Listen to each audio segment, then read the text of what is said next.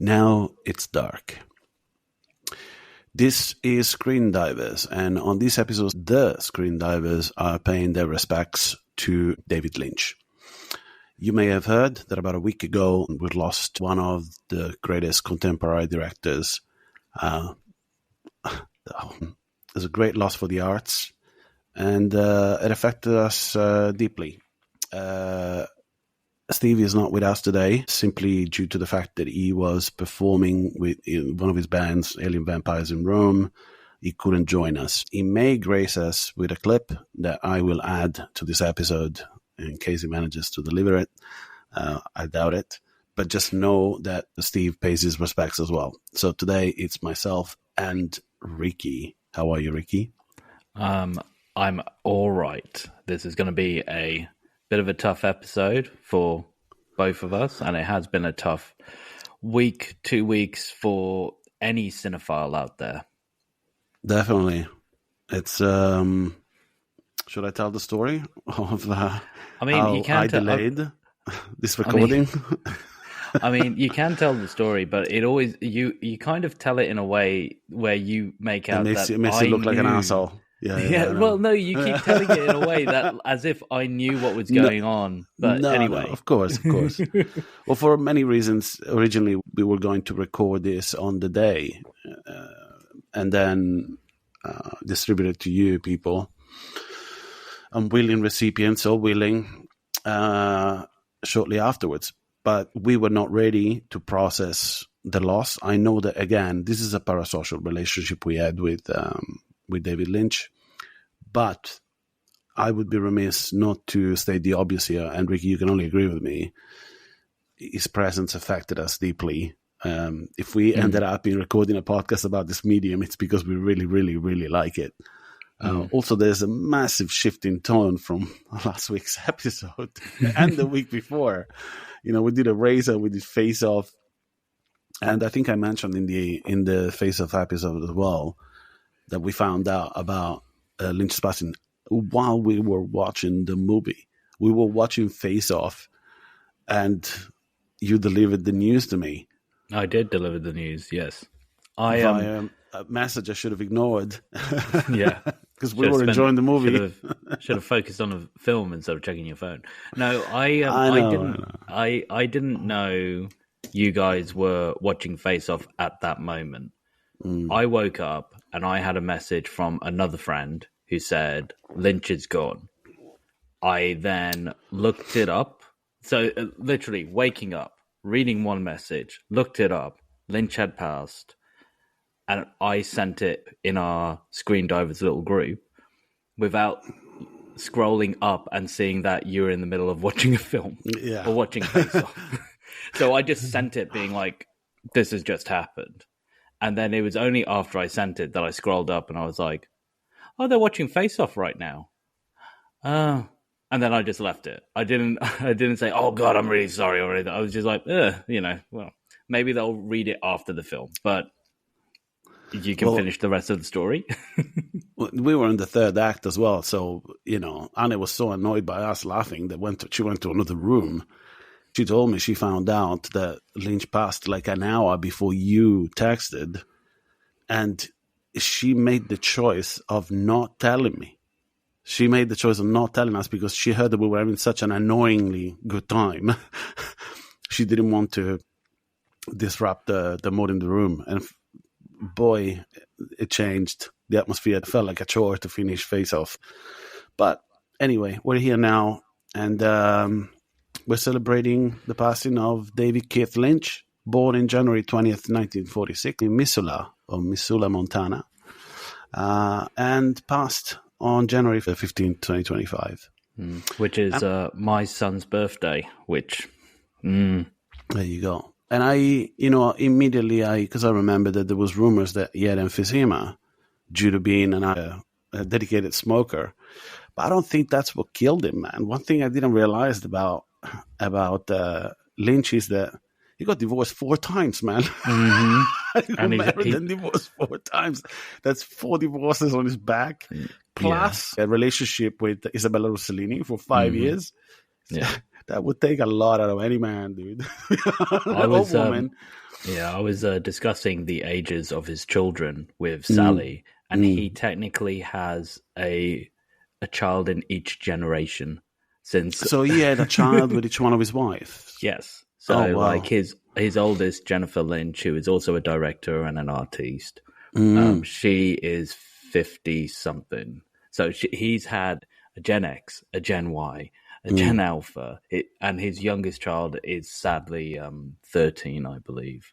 So yeah, he has had a child in every generation as well. So he's had to deal with that. 4 times the charm, though, because he stayed together with Emily Stoffel. That was his the latest marriage, and it was the most successful one. They were together for a long time. They were together for about 15 years, I think, 14 years, something like that. Yeah. However, they did. Before that. File. Yeah. Well, there you go. Before that, he was married for a year to Mary Sweeney. That didn't work out. And then before that, 10 years with Mary Fisk. And his first marriage was about, what does it say here? 6-7 years with Peggy Lance. So, unlucky in love, very complex man. I'm pretty sure that he would have gone after complex partners as well. These things don't, they don't work usually. It was another time as well in which people got married.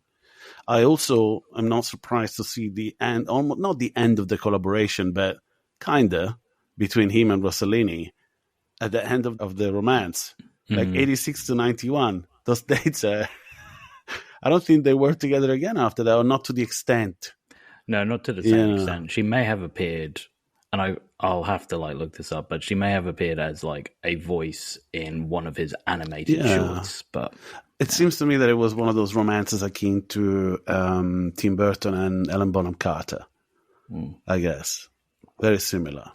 Yeah, So let's go into how David Lynch entered our lives. Umbar, do you want to start with how you first discovered what a David Lynch or a David Lynch piece of art was? I do, but there's one more thing I want to, because there's this poetic element here.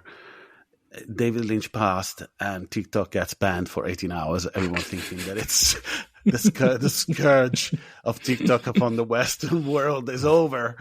As Lynch is passing, and I saw, the Renaissance man has brought on the Renaissance. We are going back to a 16.9 aspect ratio for entertainment. Yes. It lasted 18 hours. Yeah, it was pretty short, mate. I mean, but it happened around the same time. I think it was the same 24 to 48 hour period. So it was, So your question again, when?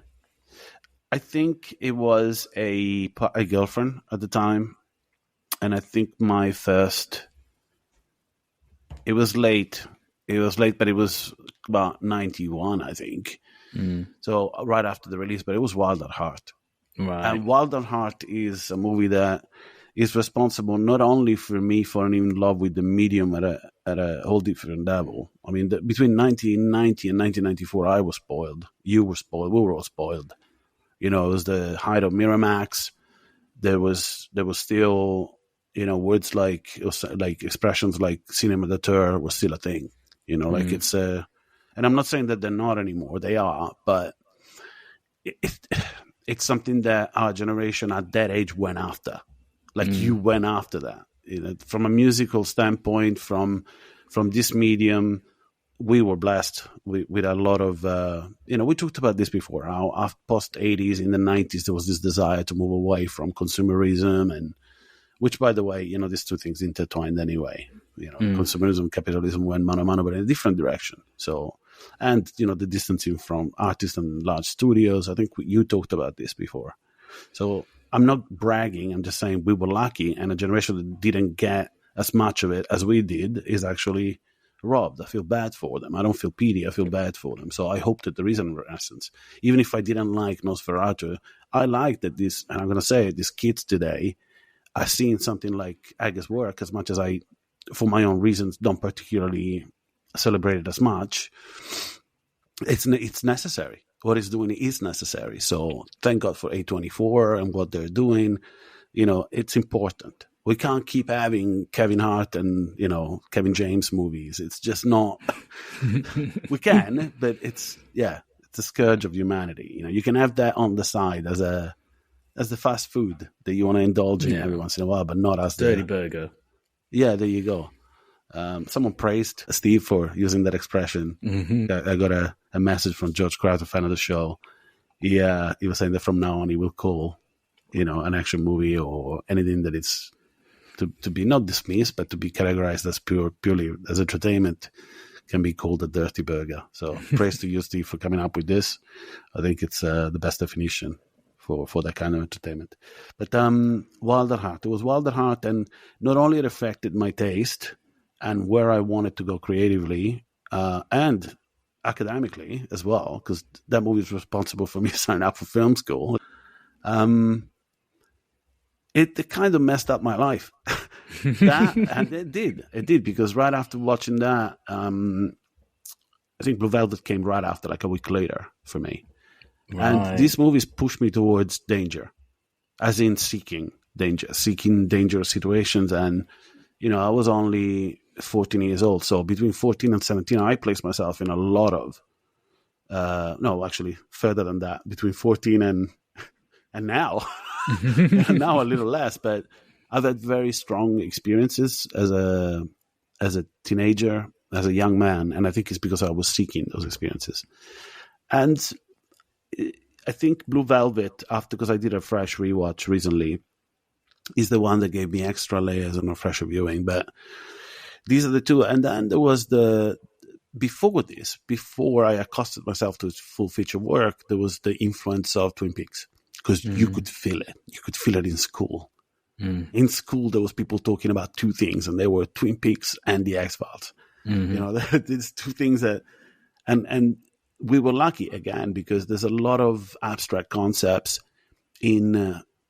from a visual standpoint and from a narrative standpoint, telling a pretty straightforward story that it's usually not something you would add to a twin, or because there's murder and there's implications of many, the subtext in Twin Peaks is the adult themes.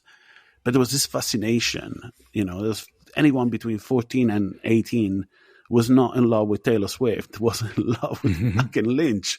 So it was it was a different time. And again, I'm not putting down this generation. I'm just saying that possibly not as lucky as we were.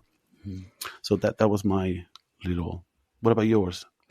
Well, I'm not saying I'm so much younger than you, but a lot of the influential Lynchian works came out when I was in primary school. So I remember around about 6, 7, when my aunt, Are you saying that you got into Lynch at age 6? No. Okay, my aunt, I think it must have been after 9 o'clock or whatever. My aunt said, "You've got to go to bed. You've got to go to bed now." And I was like, "Oh, why?" And that's when I first heard the theme tune of Twin Peaks. Oh, wow. Okay. Yeah, I like and this. And of course, as a 6 or 7-year-old, you start ruminating on like, why can't I watch this? Why is this not for me? But the Lamenti tune you're talking about. Yes. Okay. Yeah. That's a memory burn right there. I got a similar thing with something else. Fast forward 2 years later, and around about the time of X-Files, which I sneakily used to watch, even at the age of whatever it was, 9. I remember staying up a little bit past late, or like sneak. I'm a little bit of one of those children who kind of was like, I need a TV in my room for my video games consoles, and then wired up an aerial to it. So after a certain time, I was like, I get to, I'm going to sneak watching this and watching that. And I remember in about 93 or 94, turning on BBC 2 in England. And so I must have been around about 10. And just hearing this droning noise, this unbelievably over-the-top droning noise, and then watching these actors trying to talk over this droning noise. Mate, I was going to talk about the mid-range droning. Are you talking about the silence, the sound of silence that Lynch does? Which is this... Well, kind of. No, I was going to Okay. say that this is the thing that caught my attention and made me go, I need to know more about this director, this work, this art. Because my first experience of Lynch was actually not Twin Peaks, but Twin Peaks Fire Walk with Me, the movie. I Uh-huh. didn't watch it. I didn't watch it in its entirety, and I wasn't really taking in what I was watching. So I still didn't spoil for myself the mystery of Laura Palmer's death. Mm. But I saw the one-eyed Jack scene from the movie Fire Walk with Me, and it blew my mind. The fact that you couldn't hear the actors, you had this droning, weird, bluesy jazz number constantly going throughout the scenes. The fact that Laura Palmer looks over to her friend and starts screaming at the top of her lungs and runs out. And I think from that point forward, I was like, I don't understand anything I saw. I don't get anything I saw. I don't understand how this adds to the narrative. I need to know more. And it's because of that moment that anytime somebody mentioned David Lynch, I was like, okay, I want to sit down and watch all of it. I don't want to just stop in the middle of it. I want to watch all of it. So I think my next thing that I saw of David Lynch was Dune. And Dune is probably described as probably the least David Lynch film, but I love it. I've got even the 3.5 hour cut on Blu-ray and all that stuff. It's interesting you said that. Because, again, I have seen Dune. I didn't watch a David Lynch film when I watched Dune. Now, in retrospect, yes. But I remember going to a friend's place like as a child and watching Dune. But I had no idea it was Lynch. And the subtleties of how Lynch, that version of that story hits you later. But you know what I mean? Like and that's why it was technically a large studio picture. You know what I mean? Like it was the equivalent of his take on Star Wars. The very thing he was offered to do and refused. You heard that story about the meeting between him and Lucas? No. It's one of the funniest. Okay. That's on YouTube. Anyone listening to this, please go. Just type in David Lynch, George Lucas. And it tells this little story about, it's 3 minutes and it's phenomenal. It's funny as hell. And I get it. It's him and George knew each other, and he starts telling the story because there's a little bit of ridicule in it. It's imbued in ridicule, but he pays his respects to George, saying that, the stories I like to tell don't make billions of dollars, and those are the ones I like, and I respect George because he gets to do the things he likes. But the stories he tells, they tend to make billions of dollars. So he was invited. He was invited by George Lucas, and there was this big fuss about how they were going to meet, and they gave him a special credit card, and he needed a special key and a code, and this and that. So they meet. They get into George's Ferrari, and he tells about how George is very short, and he kind of disappeared inside the car. As they're in the car, they go to this place, and the entire purpose of the meeting was because George Lucas wanted him to direct the third installment in the original Star Wars trilogy. Wow. And as he's showing him the Ewoks and the Wookiees and stuff, he starts getting a headache. And he turns around to the crowd when he tells the story, and he goes, "You know what I mean? Like, yeah, I know what you mean. It's like someone talking to you about something you have zero interest in, and out of respect, you're just there. Also, you're somewhere else."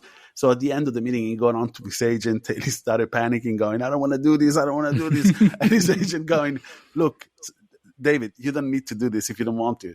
And then later on, he realized that he said no to, one of the biggest franchises ever. Yeah. And funding, the rest of his work, the future work for a long time, self-funding it if he wanted to. Yeah. But in regards to that's a beautiful story you had there. I've got similar memory burns, but not with other things. Like there's reasons why, for example, I like a lot. Like I rate it very highly, and I know why. It's good work, but it's not for everyone. Phantom of the Paradise by Brian De Palma. Yeah. I was left at age 6, like the fucking kid in the poster of Poltergeist with the hands on the screen. I was left alone in front of that TV with that movie playing.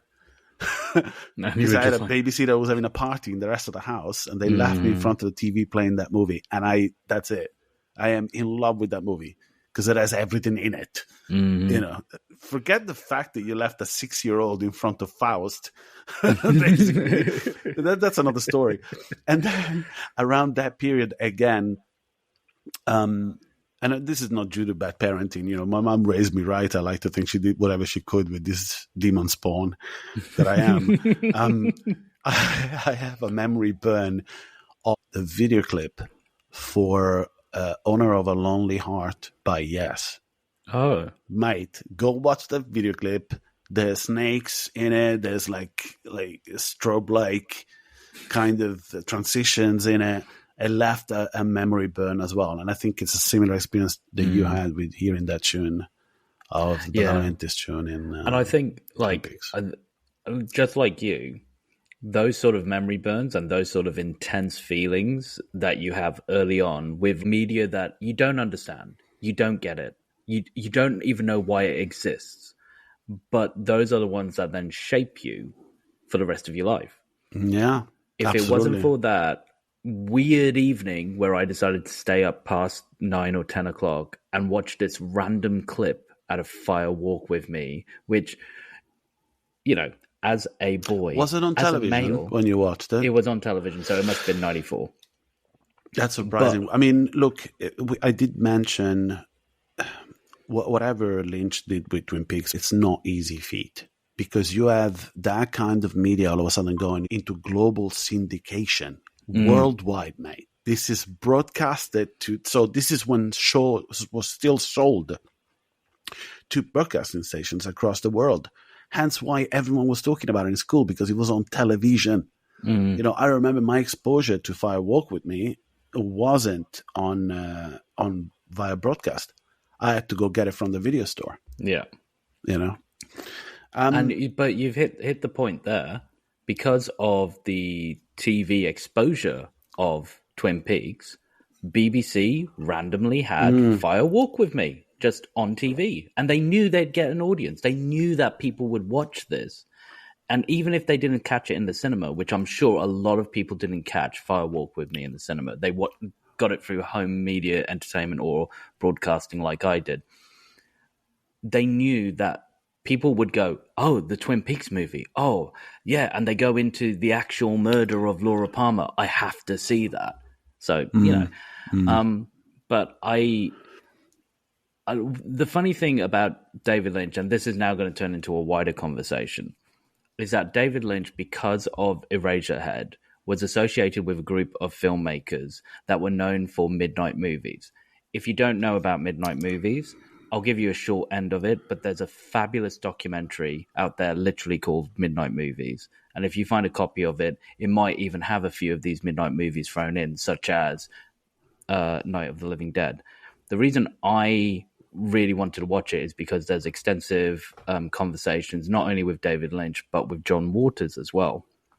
And both, and what midnight movies were in America, they would try to maximize their audiences by running what they considered B movies by independent artists. So George Romero famously shipped Night of the Living Dead in the back of his car, and he would drive from theater to theater and be like, shove this on as a midnight movie, or put it on now, we'll get a bit of an audience in, you can have it for a week, but I've got to take the negatives on to the next town. And these midnight movies were literally what it sounds like. They would only have one showing a week, maybe a day, in the best ways. And you could only see them at the cinema at midnight. And these movies would generally disappear off the market. Of course, as cult followings happen, these movies come back. David Lynch was part of this midnight movie crew for Eraserhead. John Waters was part of it because of Pink Flamingo. And, of course, we've talked about George Romero and Night of the Living Dead. We're talking about, I mentioned how I feel that this generation kind of got robbed a little bit. Well, there's still people trying, and if you seek it, some people will find the equivalent. Like you mentioned, Eraserhead, and I think this generation had their chance with something similar. And surprisingly enough, it's from someone doing important work, and it's Magod by Phil Tippett. Yes. It's the closest thing this generation will get to Eraserhead, in my opinion, which is, cross-medium kind of and very abstract kind of way to get a message across, very important message across and about Mad everything. God, I don't know about in the UK, but Mad God was so hard to find in Australia. Really? That I had to order it from Amazon from the UK. I really wanted to get my hands on it. I knew I missed it in the cinema because, father of two.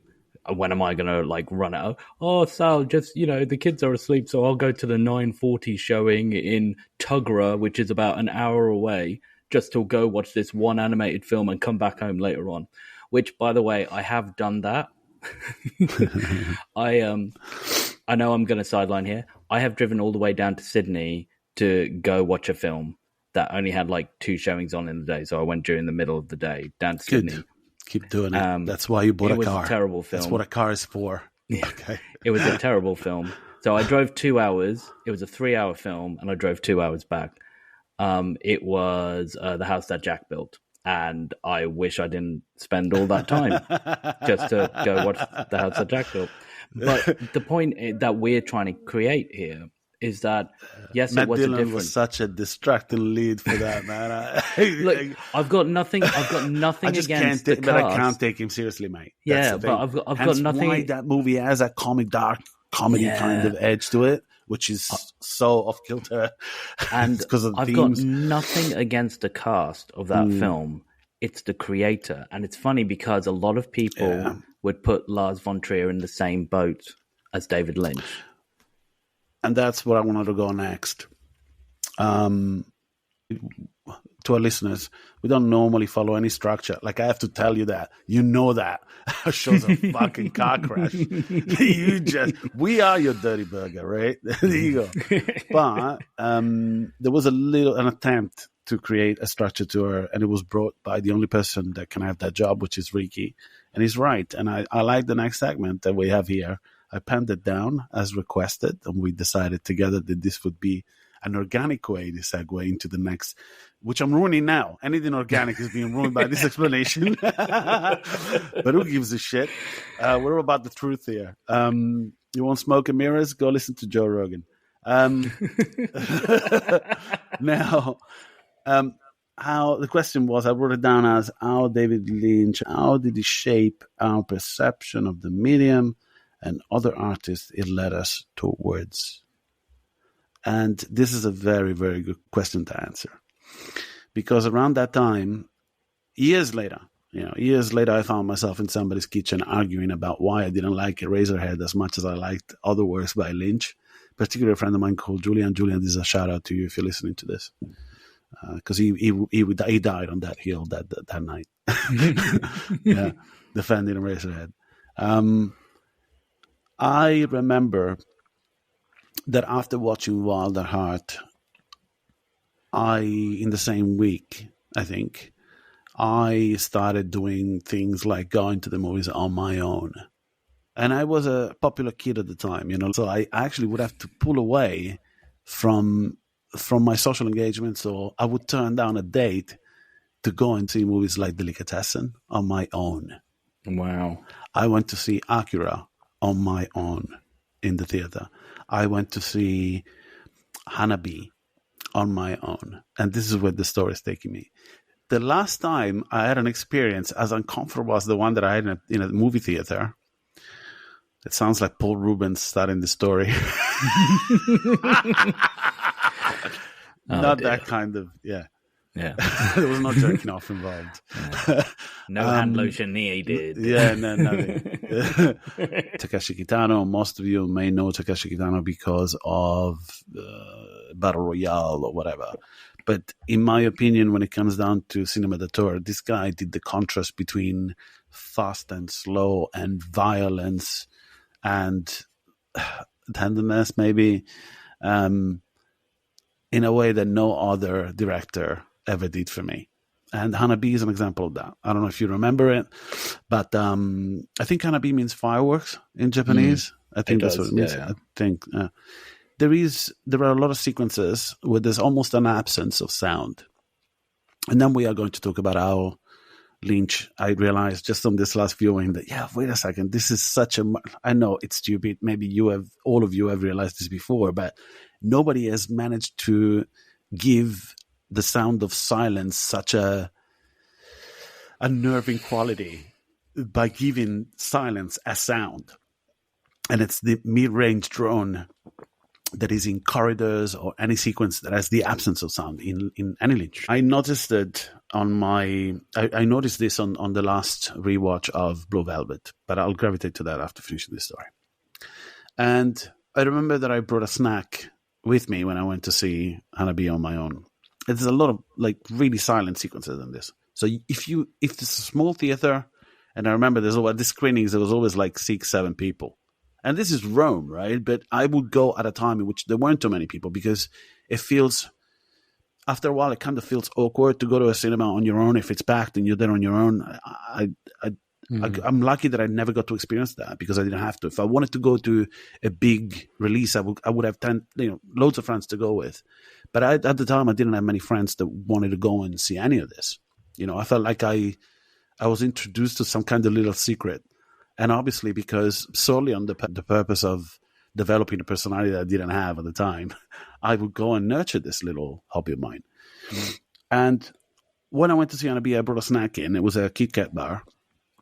As you know, there's 2 wrappers around the Kit Kat. There's paper. You need to break that seal. And then there's the foil. Yeah. So I can tell you that it took me about 45 minutes to open this bar of Kit Kat, because I didn't want to make a noise in the theater. And the last time I experienced this was when we went to see Robert Eggers' Nosferatu. It took me 15 minutes this time around to open a snack, because I didn't. Some people wouldn't give a shit, dude. Some people, there was people that just making noise, whatever. To me, I was super embarrassed. Rude. It's rude. Yeah, it's rude. I didn't want to. You know what I mean? But it seemed to me that every time I was really peckish and I wanted something to eat to try. But yeah, so again, gravitating towards the works of Jeunet and Caro, gravitated towards movies like La Haine, and then this shaping up into something that was not only layered, but also cool, like 1994 Clerks. That's these are people my age, but this is like story, dialogue, not just to the flashbang of what's happening on a large screen. And none of this would have happened without the influence of David Lynch. Yeah.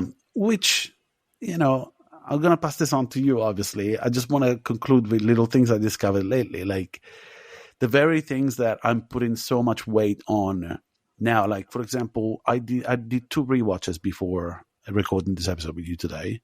And I went out of my way to actually just touch 2 of my favorite works by David Lynch. I watch more than just 2 because there's other stuff at the top of that pile. Mulholland Drive is one of my all-time favorite movies. I like Lost Highway, but not just as much as I like Mulholland Drive. But at the top of the pile, there's Wild at Heart for very specific reasons, and Blue Velvet. Blue Velvet has, though, possibly when it comes down to formative years of a man, it's something I can relate to, and it's how the protagonists in a story gravitate towards light and dark simultaneously in different directions, if you know what I mean. Yeah. And I didn't pick up on the subtleties of this until this viewing, because it's been years since I watched it last time. What I did pick up on it gave me inspiration to live my life in dangerous ways. If there's a price to pay for consequence when you're young, the stakes are lower.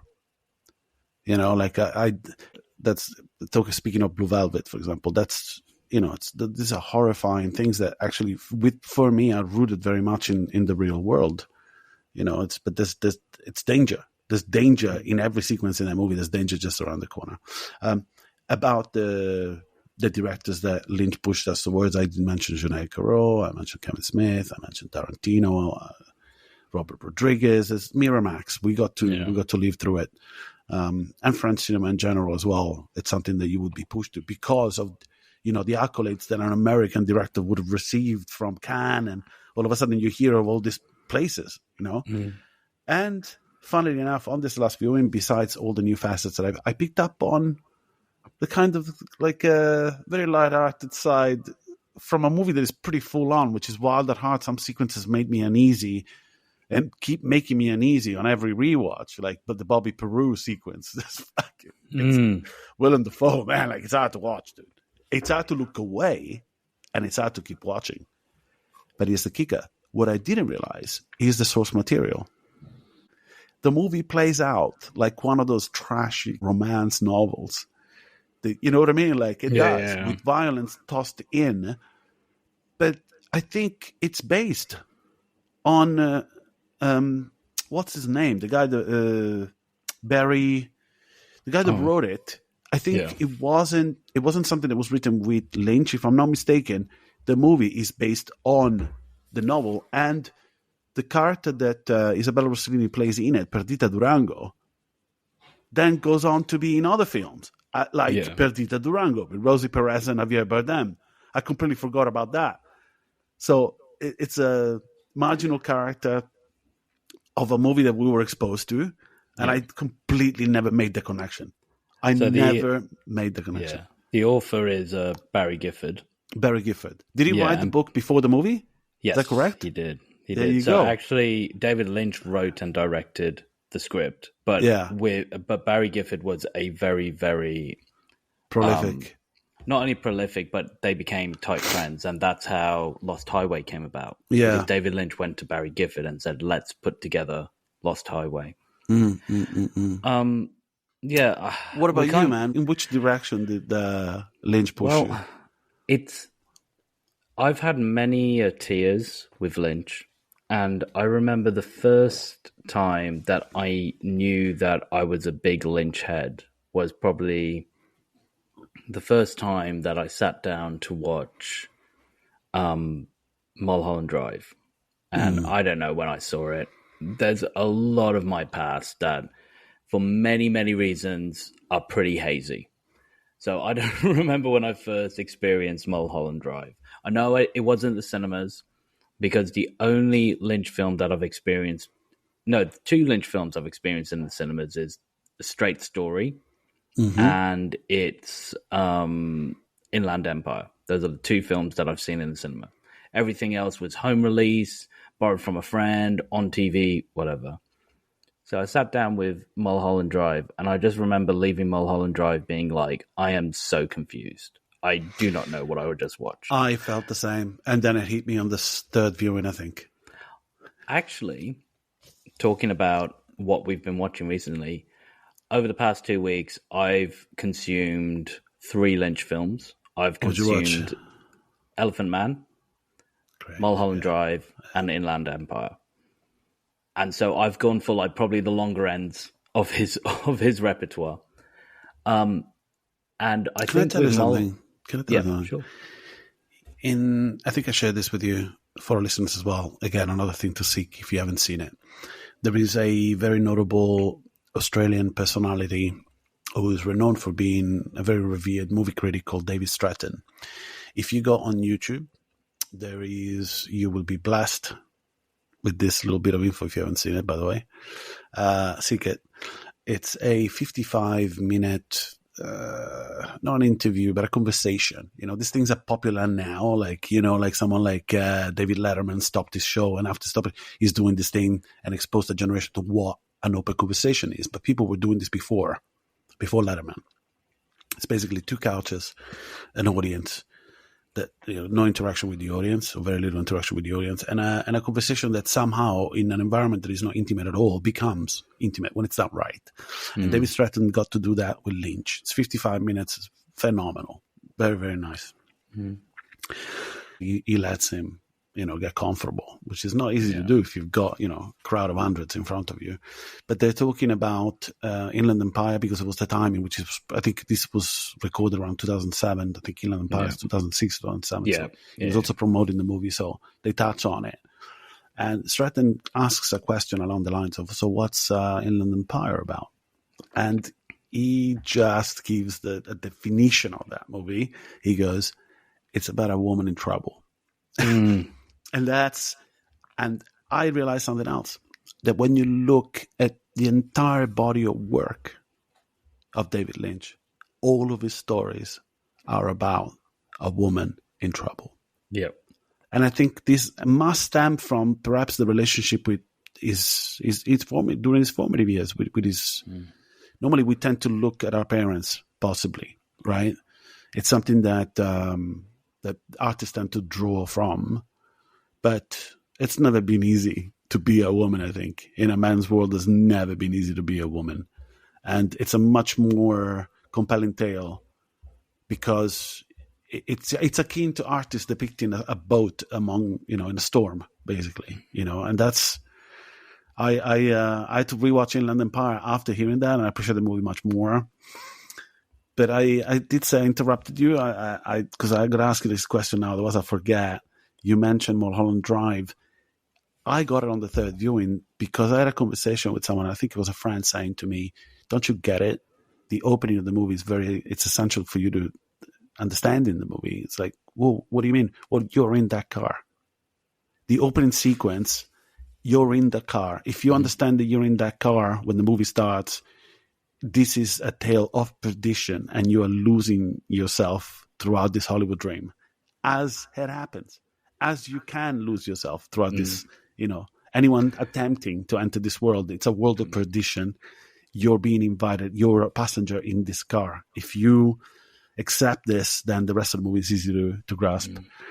Whereas I've done a little bit more reading. Like within the past couple of weeks, I did a little bit more reading around Mulholland Drive, and I watched it again recently. So this must have been let's say the 13th time I've seen it. But this is probably, I hate to say, the most sober I was watching it.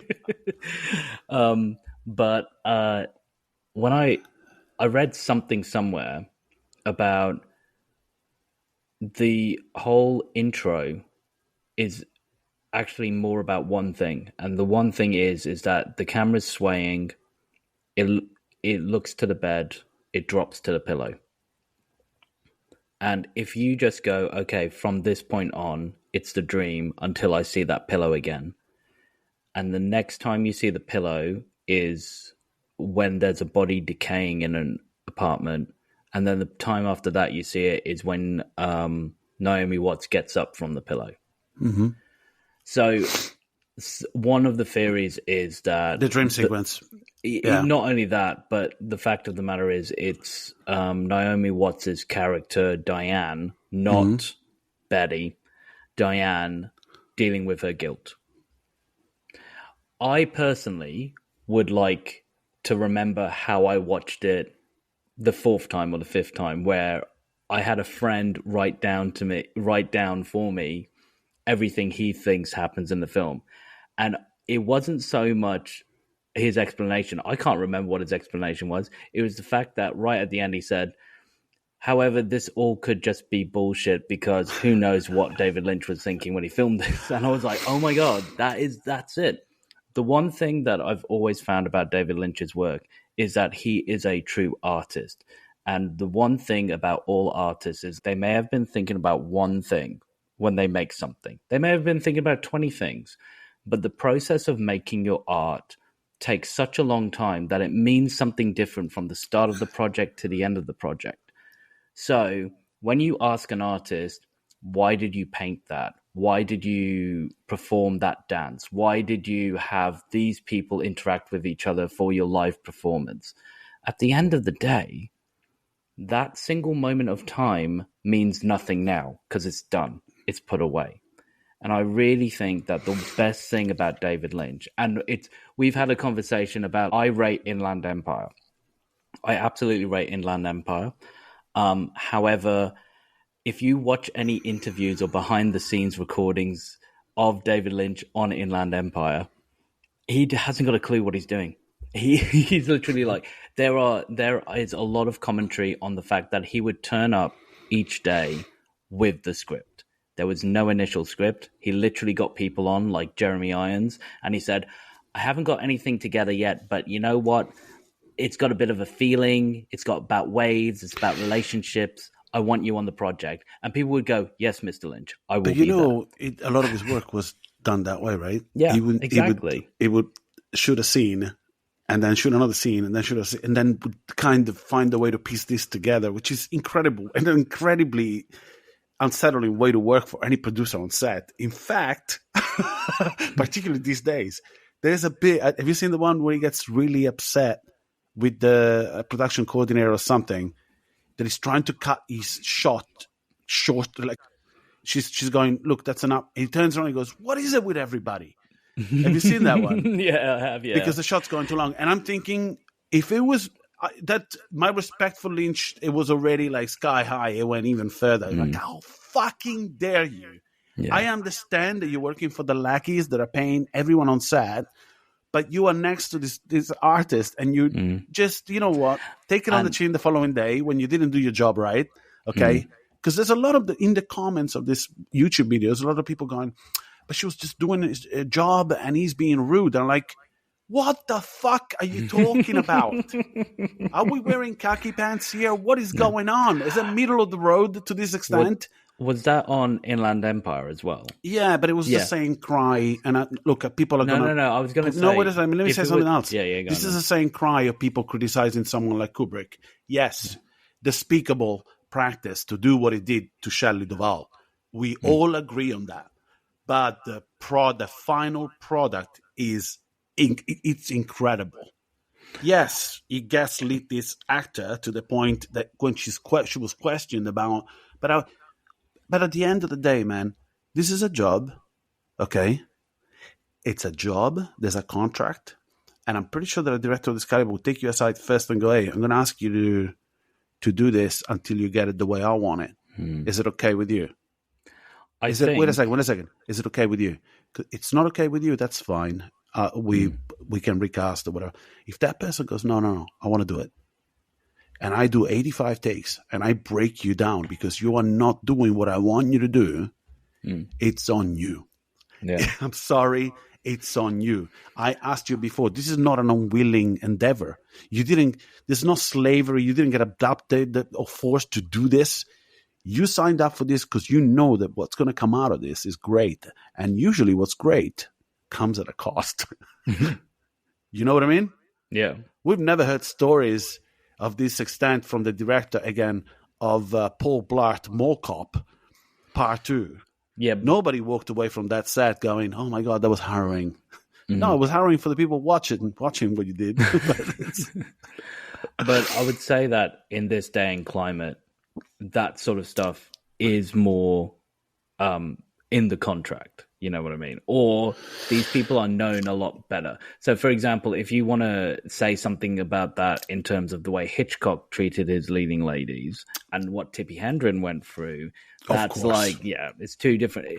It's really hard. But anyway, my point was an example. It was an example. But the idea is, the nerve. You know, if you... Have you seen the video I'm talking about, by the way? Or do I need to send it to you? I have. I was going to say, though, if it's part of Inland Empire, I know why David Lynch wanted to shoot as long as he wanted to shoot. Before he had the constraints of always filming on film. And Inland Empire was the first time he had a digital video. So he's like, why does it even matter? Why does it matter? Yeah, which even warrants his reaction even more. Okay? Because it's cheaper, technically. Yeah. You're not shooting on actual film. But look, this is all besides the point. I wanted to answer. Oh, sorry, we're going to move on to my question. The other artists you were pushed towards. So I can think of loads. If it wasn't for David Lynch, you wouldn't have the stuff that Cronenberg pushed in Existence. If it wasn't for David Lynch, you wouldn't have Eggers. You wouldn't have Ari Aster. But the one that I want to focus on, that is a real love of mine. And it's funny that you picked a Japanese film creator, actor, director, Meek Takeshi. Oh, yeah.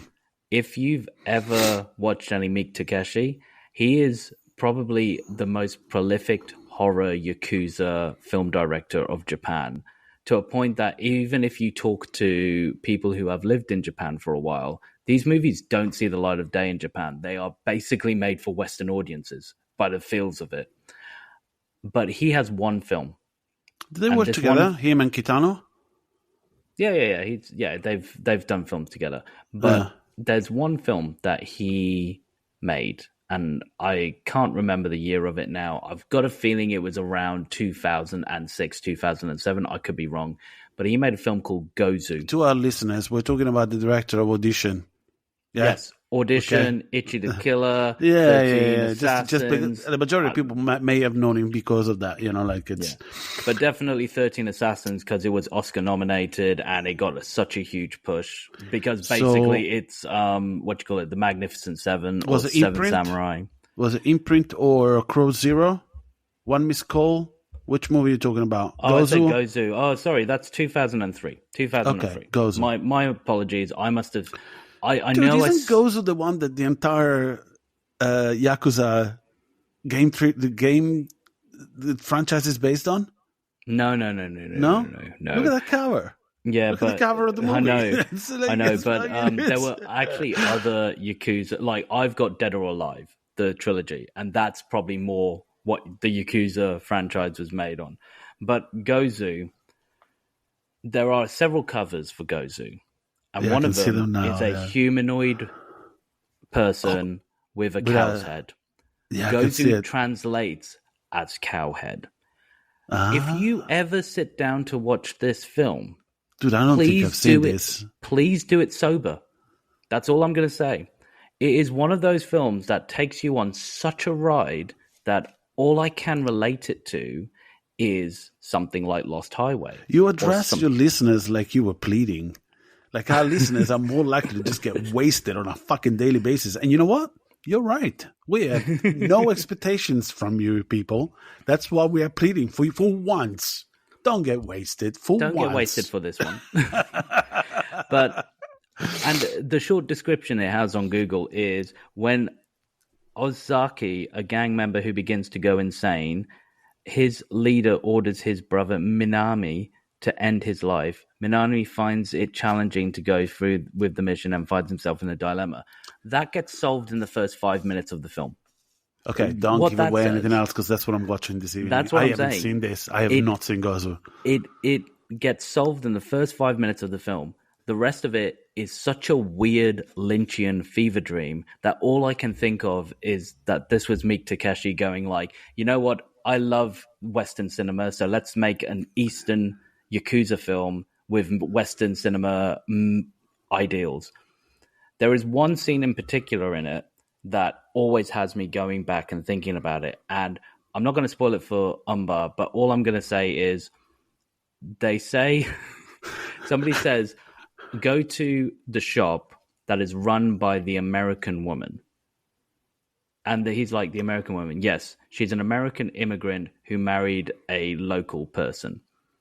And he goes and has a conversation with the American woman. That scene is incredible. And it's so off the wall, but it reminds me so much of Lynch. Is a gaijin only a man that is not Japanese? Or is it the term used to refer to anyone who's not Japanese that is Western, that lives in Japan? Any immigrant is referred to as that. Gaijin. Okay. But so, yeah. And if it wasn't for David Lynch, and if it wasn't for David Lynch normalizing this sort of cinema, I would not have gone to the cinema by myself to go see Gozu and sat there and by the end of it go like, oh, that was a masterpiece. I didn't understand half of it. That was a masterpiece. So, Meek Takeshi, who else? Oh, sorry. Once again, somebody else, that I was pushed over. Hal Hartley. Al Hartley is another one of the directors that I fell in love with right after falling in love with Lynch. Sorry. That's important because people forget, including me. So, give me another director that you were pushed towards a lot. I would say that, there's just so many. There's so many. Like, if you ever experience yourself going to a horror film festival and there's that one film that sticks with you for way too long, they're probably a fan of Lynch. One of them is Possessor, who is directed by Cronenberg's son. I adored that movie, dude. Yeah. It messed me up. And Sorry. And I've as much as, and I can't remember his first name now. What is David Cronenberg's son's first name? Oh my god! Don't look right away. Don't look right away. I'm not looking right away, but I am looking because right it makes away. for a great show for us to go. Anyway, if you look at Possessor and you look at Infinity Pool, as much as we know that he's influenced by his father, there is a lot of Lynch there. There is a lot of unexplained narrative thread lines that do somehow connect towards the end, but you know what? It's more glorious when they don't connect. When you antiviral, then you want to go antiviral. There's a lot of abstract concepts in antiviral somehow. Brandon Cronenberg. Brandon, there you go. We should have thought of the protagonist of Home Movies. You remember Home Movies? Yeah, I do. The series for our listeners, Home Movies, great animated series. And if you like the soothing sound of John Benjamin's voice in Bob's Burgers, then you need to meet the PI teacher that he plays in Home Movies called McGurk. But sorry, go on. I was going to say, and even the funny thing is, when you look at films like Mulholland Drive was meant to be a TV series. Actually what it was it was a pilot made in 1999, and nobody picked up that pilot because they wanted to make a series. So Lynch took it away, spent 2 years doing some reshoots and some additional scenes, and he made a movie out of it, a feature film. But if it wasn't for Lynch, we wouldn't have some of the random TV series that we have now, where it is acceptable to go a little bit off script. One of my favorite episodes of The Sopranos, especially in the later seasons, is that episode where Tony takes peyote and he has a fever dream. Yeah, it's great. It's great. You cannot have that sort of visuals or those sort of thematic viewpoints where even there's a point where he's at the bottom of the stairs and he looks up and he sees the shadow the silhouette of his mother. That's well made. Mate, if it wasn't for David Lynch, none of this would be acceptable in today's society. Absolutely. It's funny that okay, first of all, you remembered an instance in which a friend would write down his interpretation of Mulholland Drive for you. That's already a testament to what this guy's filmmaking got us to do. Because again, no one's going to sit you down. Go, no, it's good. We've gone past conversation here. I'm going to write it down for you, man. You keep saying the same thing, Ricky. I'm now going to write it down. And then this will spark a conversation that could bring this friendship, so-called friendship, to the precipice of its conclusion. I broke up with a girlfriend, dude. I broke up with a girlfriend on my way out of Memento. I knew that on my way out of Memento, our relationship was over. Because she didn't get it. And I was a piece of shit for stuff like that, but it wasn't meant to be. Okay? It also wasn't meant to be. I'm just saying that and perhaps she was right, whatever the fuck. I felt so strongly about the medium that I didn't have to agree with somebody, but the very fact that there wasn't enough for a conversation on the way out of it, I knew the relationship was doomed. Do you understand? So it's which, by the way, I just mentioned my favorite Nolan movie. Another artist that has peaked early in his career, in my opinion. But I would also say you've picked Christopher Nolan, who, like with Lynch, messes around with timelines. And if it wasn't but to do it over and over again with larger budgets, come on, mate, stop it. No, but the fourth dimension is not love, buddy. If Lynch didn't, are you fucking kidding me? Are you kidding me? Are we gonna do this? Are we gonna?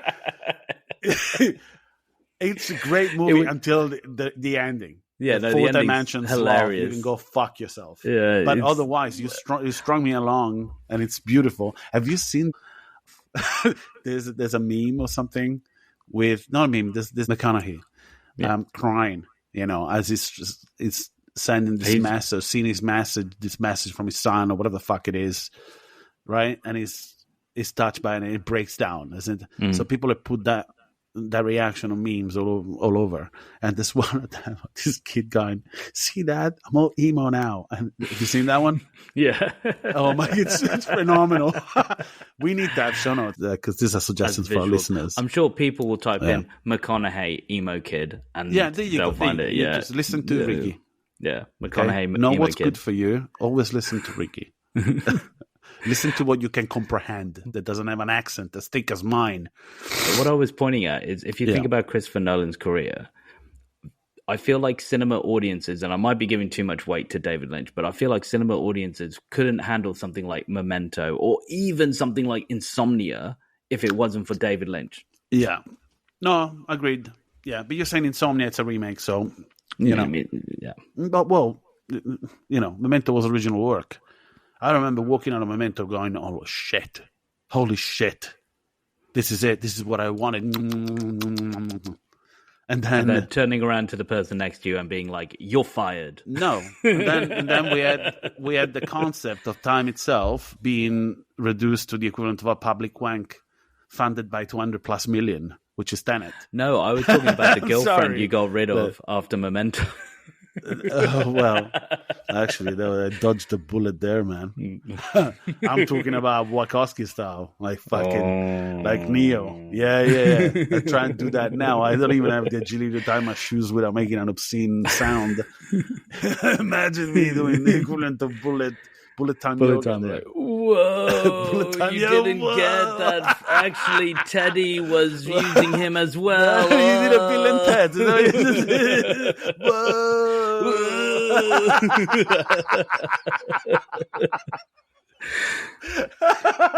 Carrie-Anne Moss was using his amnesia against him. Oh man, that sequence. Holy shit, when she waits in the car. Yeah, when she sits in the car and just waits. Oh, it's so good. But anyway, one of the most cruel things I've seen on film, really. That and Film White, I think. Out of the trilogy, Film White is the one that's that's hardcore. Yeah, that's hardcore. Not as hardcore as White Ribbon, but that's for another time. Okay. You want to scratch your ass and smile your finger? We do it at the same time. You want to do that? Let me tell you about the foreign cinema I know about. But hey, we got the we are in the middle of the Renaissance, man. Like the substance. Coralie Farja stuns the world by bringing a horror movie to the Oscars, man. Last time was fucking what? Jaws? Or was it Get Out? The Exorcist. I think it was George from Horror Weekly that made a little. Let me see if I can find it. Somebody made a meme, but I believe Get Out was the last time. Well, there you go. We need more of that. That's why I always say it. It's one of those genres that it's still not easy, but it's still a good conduit for something that will challenge the status quo. Because it's shocking, right? To go against the grain, you need to shock.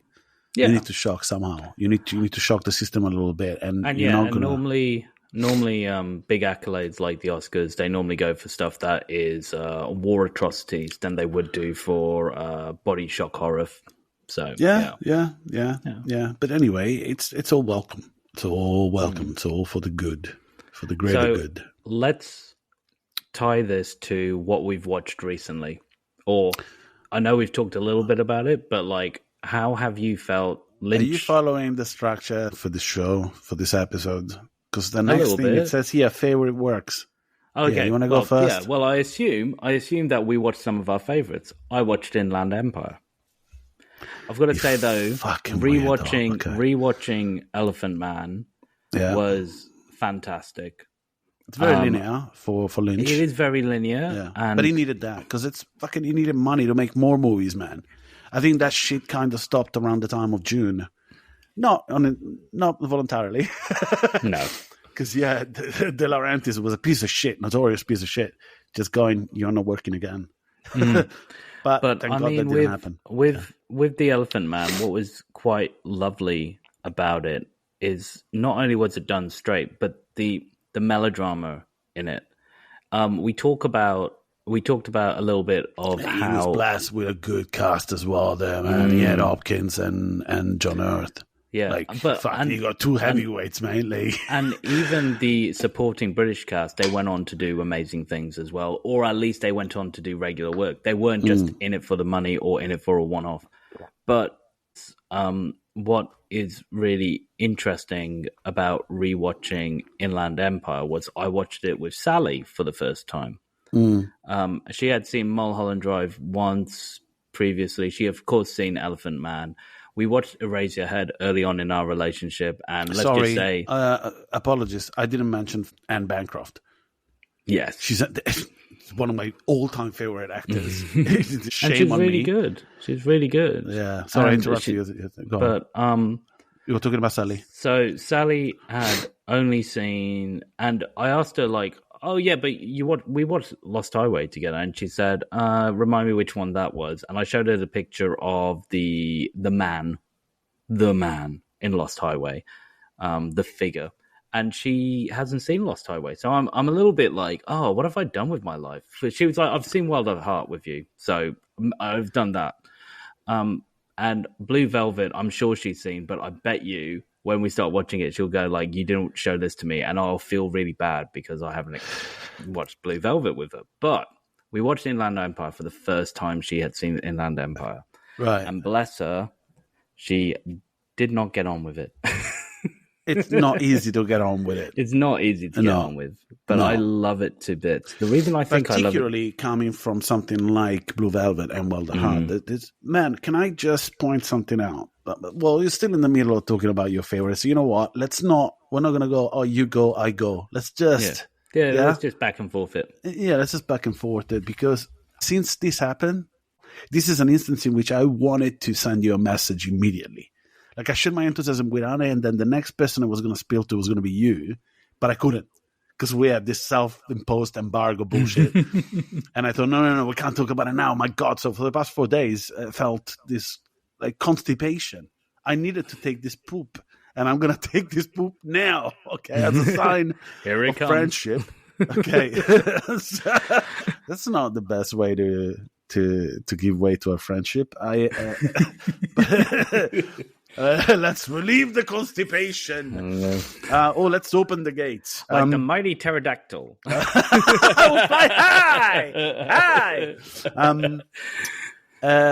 Okay. In Wild at Heart, there is one fucking sequence, dude.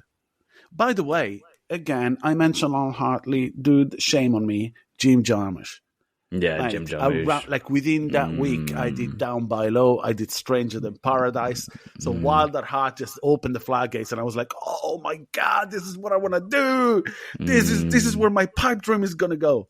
Okay, so now in Wild at Heart, there's one sequence when Lula and Sailor are on the road right after they come across all the character actors that we get familiar with in Twin Peaks. As when you rewatch the movie, you'll go, Cheryl Fan's in this. Okay.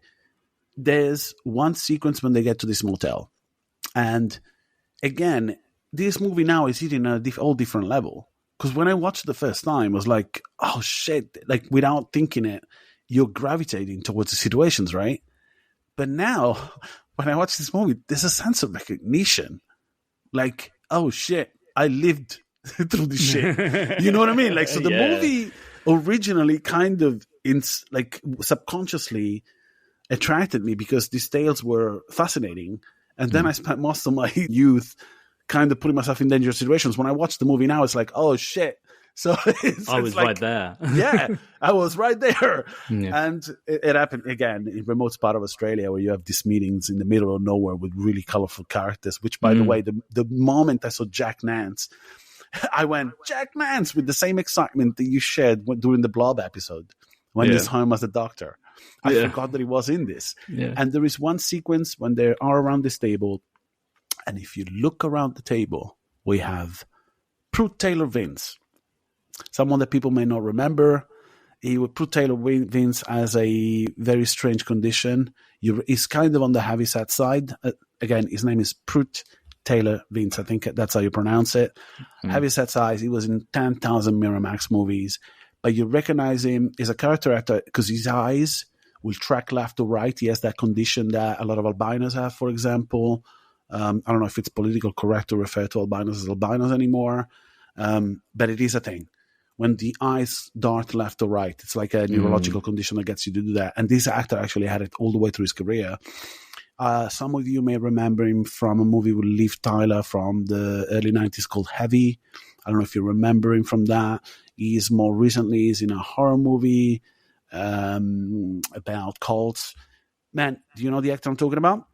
Yeah, I feel like he was also he was of course in Identity, but I feel like he was in an episode, because when you started talking about his eyes, not only was he in an episode in X-Files, but he is the antagonist of Devil's Candy. If you have not seen this 2015 film, one of the best 2015, 2016 horror film, one of the best serial killer films I've seen in so long. Yeah, that's the one I was referring to. So he was everywhere.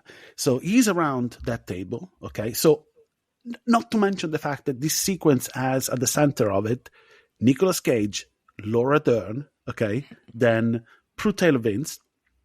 Then we have John Lurie. Jim Jarmusch was putting him in Stranger in Paradise.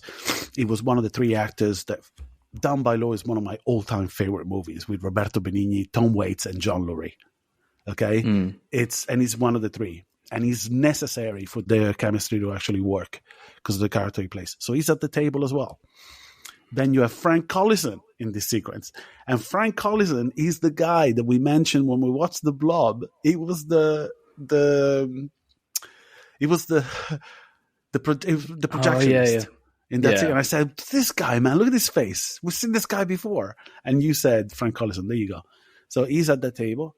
Then we have Jack Nance, and then we have Willem Dafoe entering this picture. And again, when we talk about memory burn, or when we talk about memorable villains, there's a chaotic nature about Bobby Peru, the character that he plays, that it's insane. First of all, he's at the center of a sequence between him and Laura Dern, which is the equivalent of rape. But it's one of those in which I literally said this time, I said to Anna, I said, I can't look away, and yet I don't want to keep watching. And it is exactly the same performance that David Lynch got out of Dennis Hopper in Blue Velvet. Yeah. It's a very similar character. And I like to think that either he managed to find a way to extract these performances because they are so memorable that they transcend the medium itself. Like, it's a villain like Frank Booth, whatever is uttered from his mouth has been sampled in music, has been sampled in, like Anna was pointing out to me today, she's a big Mr. Bungle fan. Apparently some of the speech that comes out of his mouth in Blue Velvet, I'm talking about Dennis Hopper, and I think the phrase in question is warm beer makes me fucking puke, right? That's warm beer makes me fucking puke. Yeah. Then, I mean, there's 10,000 lines coming out of Blue Velvet. Like, he put his disease in me. Now it's dark. Man, that entire sequence when he takes, sorry, we're moving away from Wilder Heart now, back into Blue Velvet. I forgot, dude. I forgot how uncomfortable that sequence is. When she's when they're being chased, and even the people that were about to beat the shit out of him come out of the car and see the situation. They go, I'm really sorry, man. I'm really sorry. And there's Isabella Rossellini completely naked in a Jesus Christ pose on the lawn. He gets her in the car. They go back to her place. And when they get back to her place, it starts in the car. But Isabella Rossellini starts remarking that she has affection for him for obvious reasons. And Laura Dern's, it's such an uncomfortable situation. Yeah. And I don't know. But anyway, back to Wilder Heart. Around that table, dude. And the cast. Dude, do you want me to read to you the cast? I'll read to you the cast members of Wilder Heart. You ready? Laura Dern, Nicolas Cage. And it's not the cameos.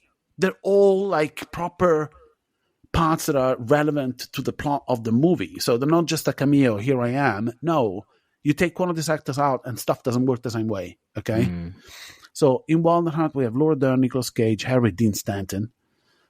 Diane Ladd, which does a phenomenal job as the mother. Phenomenal. Isabella Rossellini as Perdita Durango. David Patrick Kelly, one of my favorite. Like, he's the guy in The Warriors with the 3 bottles that goes, "Warriors come out to play." And he's also in Sully. Twin Peaks. Dude, he's Sully in Commando. Yeah. You remember? But he's also in Twin Peaks. Yes, it's the first time that you ever hear reference to One-Eyed Jack. He's a phenomenal character actor, dude. He's in Last Man Standing, forgotten movie with Christopher Walken and Bruce Willis, like weird cross-genre action movie. Like it's a gangster flick, but it's a western. It's super bizarre, which I want to rewatch again. And actually. I think it comes from a samurai story. It's all over the place. Seven Samurai. Yeah, of course. Yeah. But he's memorable as Sully. You know, hey, Sully. Do you remember when I told you we kill you last? Yeah, you did. I lied. When he also was like, "This is my weakest arm." Then we have. And this goes out to the Seinfeld fans of our show. Grace Zabriskie. Grace Zabriskie, I remember because she was so memorable in Seinfeld. She plays Susan's mother. Yes. Who the fuck is Susan? Susan is George's girlfriend, the one that dies from the envelopes. Yeah. And she's always drunk. She's in a relationship she's been hating for years in that show. And she's always drunk, like desperate drunk. Dreams have died drunk. Then we have Calvin Lockhart, who I remember from Predator 2. He is the shaman, right? Do you remember the guy that gets killed by the Predator in the alley just before he gives the premonition to Glover? Yeah. Anyway, he's memorable, super memorable. Then we have Prue Taylor-Wins, John Lurie, Frank Collison, Jack Nance, Willem Dafoe, Crispin Glover, who's featured in like a kind of almost comedic but really dark segment about the cousin. And it's like, it's a perfect portrayal of a story that is not exact. It doesn't matter if it's fiction or if it's completely made up. Yeah, it just comes across as a hearsay kind of thing, the way it's portrayed, because it's so absurd. Cheryl Fenn, Cheryl Lee. That's Wild at Heart. I've quickly read you the cast for Blue Velvet. Carl McLagan, with Cellini, Dennis Hopper, Laura Dern, Hope Lange, Dean Stockwell, who's phenomenal. You know, you think he quantum leaped his way into this role, and he did, because he's so good. I mean, when he's miming in dreams, he's pretty much just singing in a party and then jumps in a car, and that's so fucking... And Brad Dourif, who doesn't have to do much, but he's phenomenal. At one bit, he's guarding a door, and he decides, without direction probably, to jump on the couch, or like he stands up on the arm of the couch next to the door he's guarding and starts doing this weird, like, shamanic dance, like they're all fucked up on drugs. It's he plays just a henchman in this, and he's memorable. His name is Raymond, I think. Then we have Jack Nance again.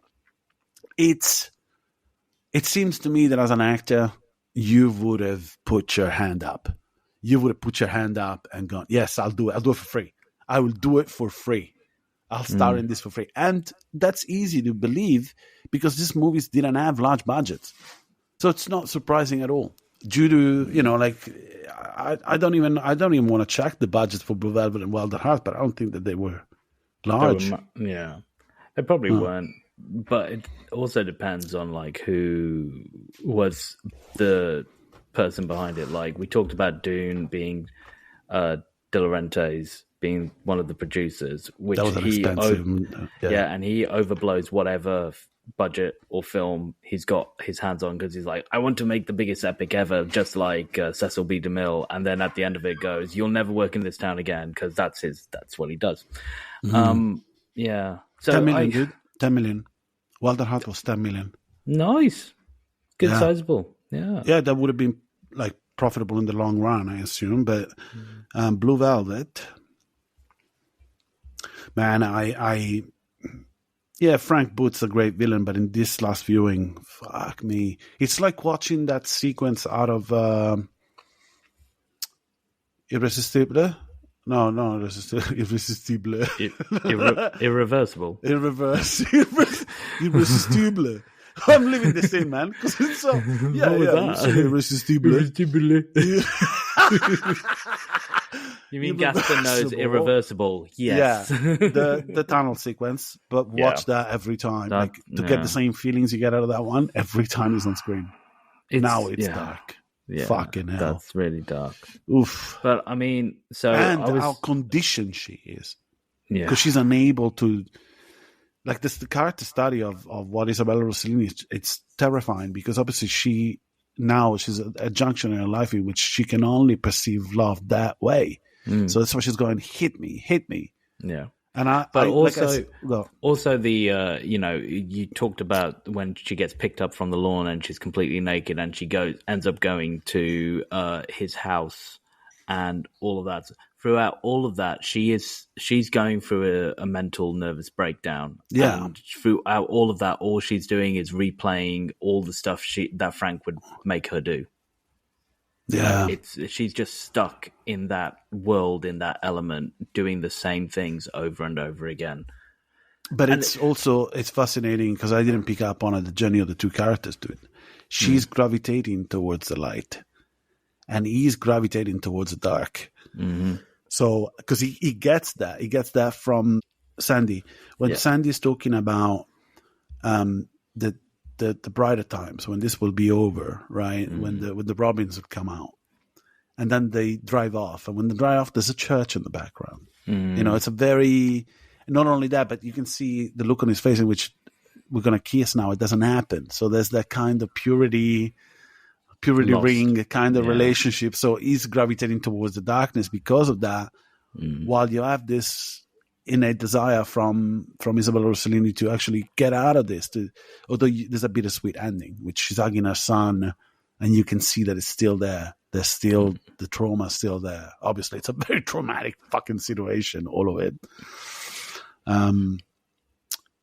Yeah, sorry, I jacked you. Your Inland Empire. What else do we have? I'm going to talk a little bit about Inland Empire. Inland Empire is the last feature film of Lynch.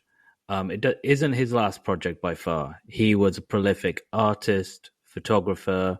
I own a couple of his albums. I don't own the last album he made in 2023 with Christabel. I think, I can't remember her surname, but Christabel. Yeah. Yeah, and he launched their career. So. Yeah, and so he also directed all of the music videos for that music. He would do music videos a lot. I think he did a Killers music video. He did Japan, Moby, Interpol, 9 Inch Nails. He did ads for Dior, PlayStation, Gucci, like Yves Saint Laurent. Have you seen Irresistible? Irresistible. But he he also always gave back to the artists he worked with. Like, he didn't have to have musical segments in the the return of Twin Peaks, the season 3 of Twin Peaks, but every episode has a really solid musical sequence. How good was that, dude? He did Impossible with that. One of the best ones was to Eddie Vedder. I'm talking about The Return. Oh, The Return was great. It shouldn't have worked, and it really worked. Worked. One of the musical performances. One of them, there's the infamous 9 Inch Nails one, which it's incredible, even if it's done with a reduced band. But my favorite one out of that series was Eddie Vedder, and he's like sat there with a guitar, and he gets called by his real name to introduce him. But oh my god, it's an amazing performance. But Inland Empire that I wanted to talk about was, I sat down with Sally to watch it, and at the end of it, she just kind of gave me a look of like, yeah, that's more your movie than mine. And what is really interesting about that is knowing that Lynch got to a point in his career where he knew what people thought of him, and he knew what fans thought of him. One of the funniest moments in Inland Empire, and by the way, Inland Empire is quite a serious film. It doesn't really have any. Was it partly shot in Poland? I think. Yeah. Mostly, there's most of it was in friends there. Mainly, yeah. that's what I heard in an interview. Yeah, and mostly in Poland, and then anything with Hollywood, it's his back door, so he just filmed it there. One of the scenes that was obviously a little bit of the tongue-in-cheek, Lynch knows what you think of him, is she's called the Lost Girl in the credits. She sat there watching a video or watching a TV which has what's going on in the film. The lost girl is a viewer. She's watching the view. And then all of a sudden there's a shot of her sat on the bed, and out of nowhere, one of the random, and you find out later on, prostitutes from the LA Strip ducks her head in, looks straight into the camera, and in a Monty Python sort of gesture goes, "Who is she?" And at that point, Sally said, that kind of lost me, because that felt like David Lynch is trolling the audience. And I feel like he needed to. I feel like he got to a point in his career where you guys expect me to do all of this stuff, and you expect me to answer questions and know what's going on. This is just a story about Hollywood, so this is what I'm giving you. And if you want to ask the question, who is she? I will refer that back to you. Who is she? Why should it matter? Just watch the film. And the whole film ends with basically a music video miming Nina Simone's, and it's beautiful. It is one of the most gorgeous films shot on digital. I haven't got the 4K copy yet.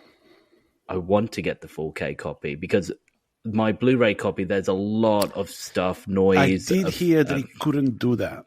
He couldn't polish the movie properly because he's used like a particular Sony camera that was on the advent of digital. So it's in that Stratton interview that he says that.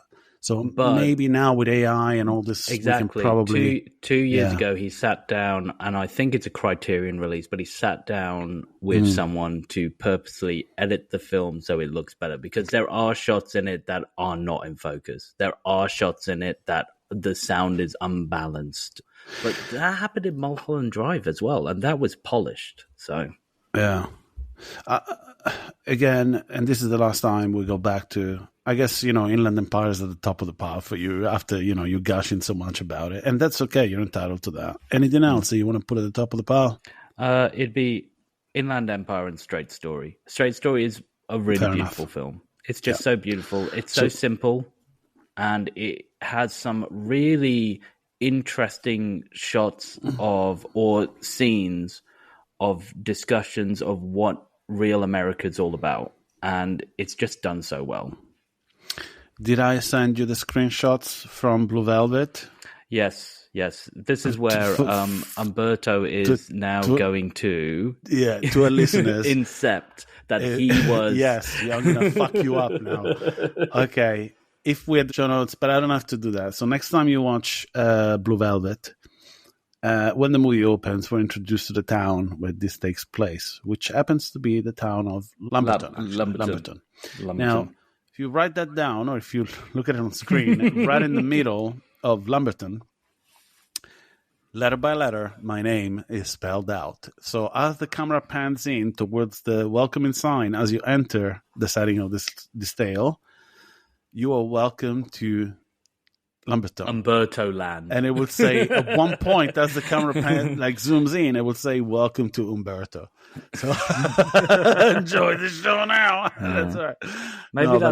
Maybe that should be actually the picture you use to promote this episode. Someone said to me, "Look, man, I sent those screenshots to you and a bunch of other people, and someone said you got to put that on a T-shirt, man. Welcome to Umberto. Welcome to Umberto." No. But I never noticed, dude. I never noticed. It blew my mind. I think it was Annie as well was recognizing it as we were watching it, like, now we're going to laugh every time. And it shows, it's prominent in the police station, 1,000 places where it shows up. So Inland Empire and Straight Story. Good choices. I mean, I told you, I obviously had to put Blue Velvet and Wilder Heart at the top of the pile just because these movies do something, like I can't look away. If it's on, I can't just walk away. Like I need to keep watching. It's like, you know what I mean? They're hypnotic to me for whatever reason. Actually, and by the way, me putting them on top of the pile does not if I had to, we're not rating them. If I had to rate every single David Lynch film, they'd probably come out to be a similar score. I don't want to rate them because it would be difficult. I love Lost Highway for a different reason. I love Mulholland Drive for a different reason. When it comes down to layer, I think Mulholland Drive and and Lost Hour. You know who does a very good breakdown of both movies? George from Horror Weekly. He actually got me to pick up on a couple of things I missed out. More than once. That's what he does anyway. So very clever man he is. So again, while you're listening to this, go listen to Horror Weekly. Yeah, time better spent. Time well spent. I think it's time. I think it's time for us to. It would be difficult. It would be difficult to. Oh, by the way, the book that I was telling you about is catching the big fish. The one that I've got. That again, not a suggestion just for you, Ricky. If you don't have it on your shelf, for any of you, if you are struggling throughout the creative process, or perhaps if you need an extra push, just read this book. Catching the Big Fish. You can get it out there. It's on Amazon as well. It's everywhere. I'm not promoting Amazon. God. Anyway, go to a bookstore. Whatever. If you know what a bookstore is. If there's still a bookstore in your town. If there's still a town. I don't know. You may be living in a simulation. But we may be living in a simulation. Anyway, I discarded Joe Rogan's messages, and now I'm talking about simulation theory, which approached by Rogan, it's debunked immediately. And on that note,